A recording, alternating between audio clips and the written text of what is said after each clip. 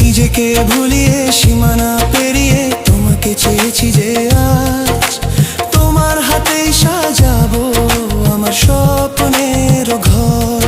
আমি তোমার প্রেমে পড়ে দুনিয়া ভুলে গেছি।